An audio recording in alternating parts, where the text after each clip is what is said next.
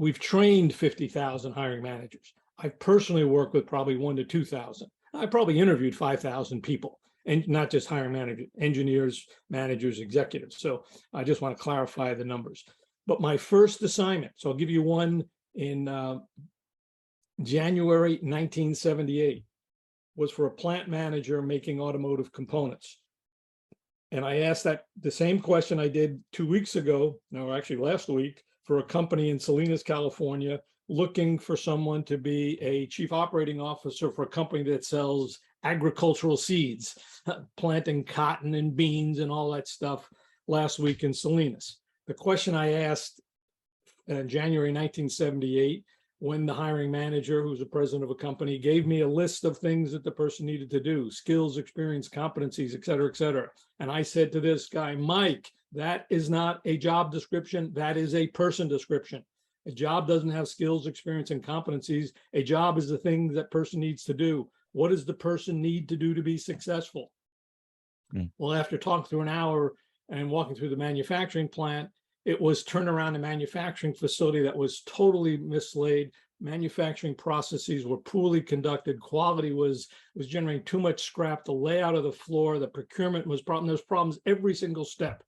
We brought in a person who could solve all those steps.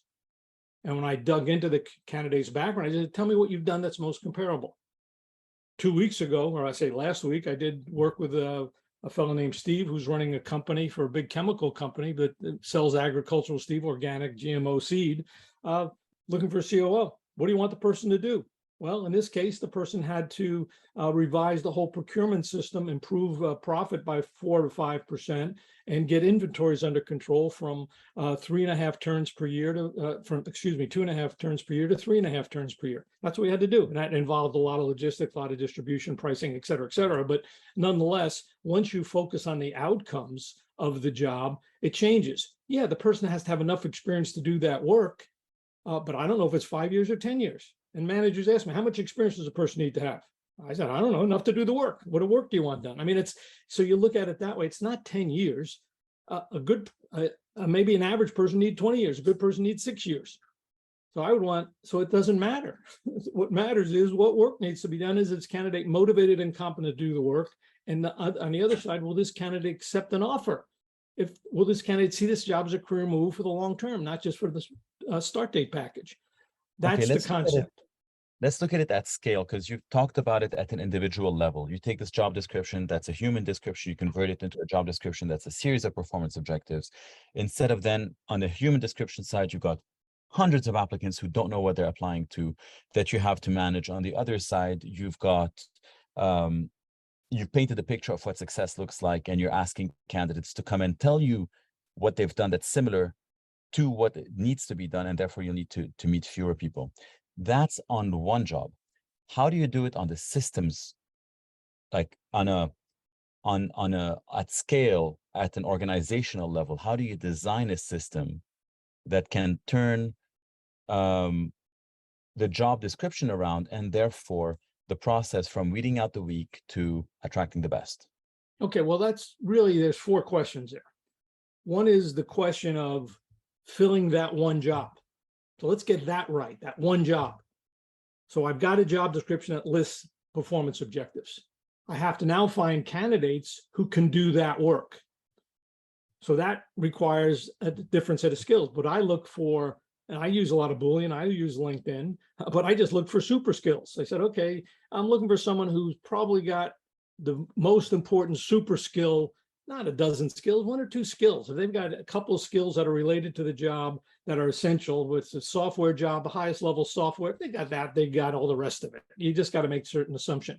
I then start looking for people who would see the job as a career move. I remember I placed someone in the middle of Michigan, and it was in central Michigan. I was there in the winter, and why would anybody want to come here? But it was for a VP HR spot. Skills. I'm looking for an HR leader who can implement a complete HR system in a fast-growing $500 million division. So it was a VP. That's pretty much it.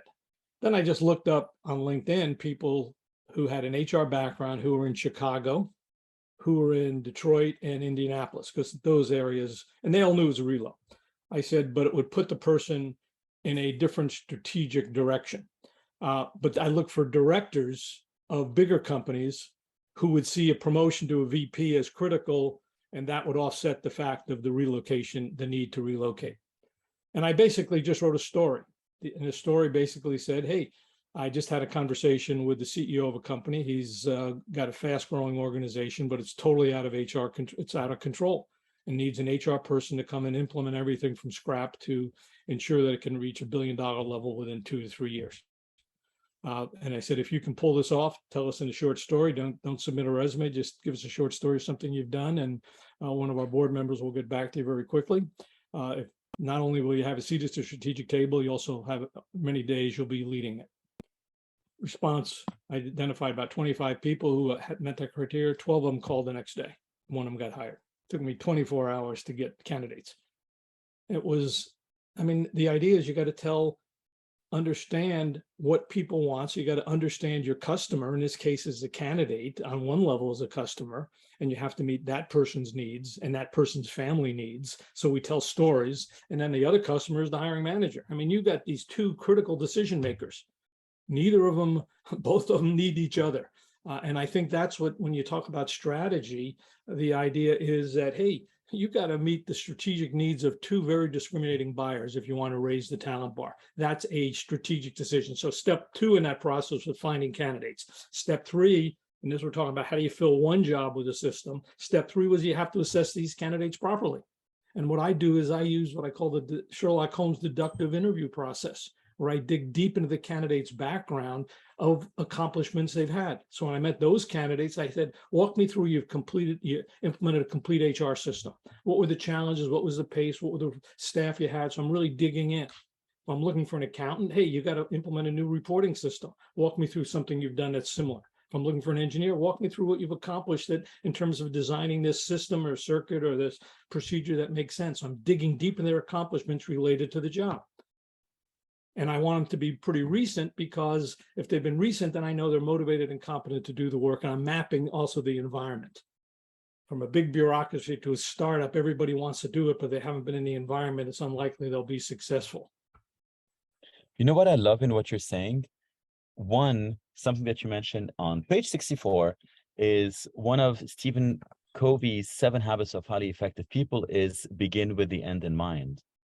And it sounds like when you described the type of job that the person would be having, how you attracted the 25 people, you basically painted a picture of what the end will look like if you are successful. And then you've turned it around into interviewing candidates based on comparable experiences that they've had. That's really the heart and soul of it. But I want to go back to your question, Roy, which was, how do you scale this? And you did. I just want to say that. So step 1 is define the job. Step 2 is find pre-qualified candidates. Step 3 is interview them, but then you got to close the deal. And that's the step 4 in one individual job. That candidate has to see this job as a career move. It's not and I always tell candidates, forget the money. Do you really want this job? And if they can't articulate why this is a good career move for them, the expectations, the impact they make, the satisfaction, I wouldn't make the offer no matter how much it is. Too many candidates get seduced by this size of the pay package and rationalize well, they promised me this, they promised me that, but they don't really know.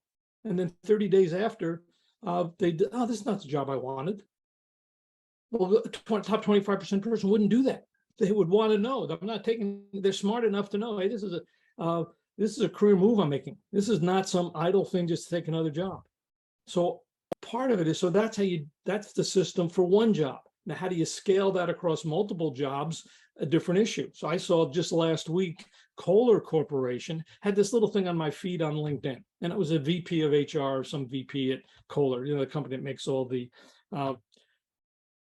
bathroom and plumbing and sinks and all that kind of cool stuff, real design. But they said, we're building out our whole HR team. So we have spots for HR business partners from the entry level to the director level. If you're interested in any of these levels, let's set up a conversation. That was the posting. And that's pretty cool. It's not one job. It's, hey, let's talk to you. So now it's not one candidate trying to find one job and being critical with one recruiter. No, if you're a good person, we'll find a job for you. We got 10 of them. And I think I call that the hub and spoke, rather than have this individual job posting and try to mix and match that. No, we got a bunch of engineering jobs. We got a bunch of HR jobs, a bunch of marketing jobs. Let's get into a conversation and we'll let our methodology figure out what's best for you and see if we can find something that makes good career sense.